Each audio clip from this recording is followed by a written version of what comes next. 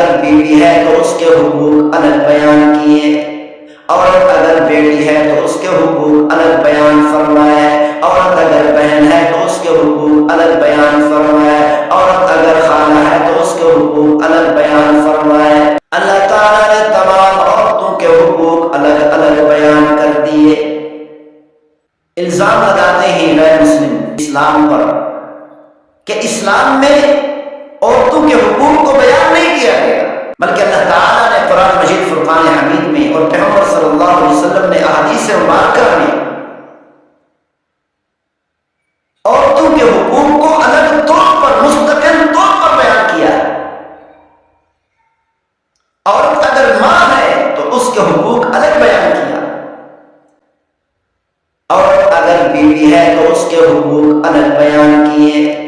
عورت اگر بیٹی ہے تو اس کے حقوق الگ بیان فرمائے، عورت اگر بہن ہے تو اس کے حقوق الگ بیان فرمائے، عورت اگر خالہ ہے تو اس کے حقوق الگ بیان فرمائے۔ اللہ تعالیٰ نے تمام عورتوں کے حقوق الگ الگ بیان کر دیے، بلکہ پیغمبر صلی اللہ علیہ وسلم نے یہاں تک فرما دیا اگر تم نکاح نہیں کر سکتے تو پھر روزے رکھو۔ بخاری شریف کی روایت ہے عن ابن مسعود رضی اللہ عنہ قال قال لنا رسول اللہ صلی اللہ علیہ وسلم،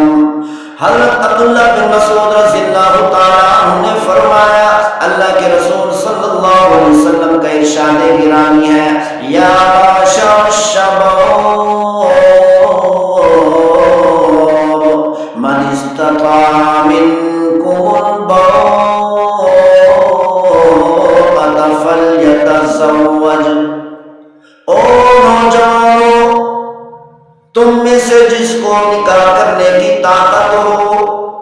تو نکاح کر لے، فَإِنَّهُ أَغَضُّ لِلْبَصَرِ وَأَحْسَنُ لِلْفَرْجِ۔ پیغمبر صلی اللہ علیہ وسلم نے ارشاد فرمایا کیونکہ نکاح کرنا اور شادی کرنا آنکھ کو جھکا دیتا ہے اور انسان کو غلط کاری سے بچاتا ہے۔ وَمَن لَّمْ يَسْتَطِعْ مِنكُمْ فَعَلَيْهِ بِالصَّوْمِ۔ پیغمبر صلی اللہ علیہ وسلم نے ارشاد فرمایا او نوجوانوں جو تم میں سے اپنی بیوی کو خرچہ دینے کی طاقت نہیں رکھتا، تم میں سے جو اپنی بیوی پر خرچ نہیں کر سکتا، تم میں سے جو اپنی بیوی کو رہائش نہیں دے سکتا، تم میں سے جو اپنی بیوی کو اچھے کپڑے لے کر نہیں دے سکتا، تم میں سے جو اپنی بیوی سے وقت گزار نہیں سکتا، پیغمبر صلی اللہ علیہ وسلم نے فرمایا فَعَلَيْهِ بِالصَّوْمِ،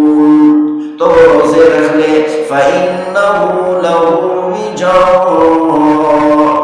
کیونکہ انسان جب روزے رکھتا ہے تو کمزور ہو جاتا ہے، جب انسان کمزور ہو جاتا ہے تو غلط کاری میں نہیں پڑتا۔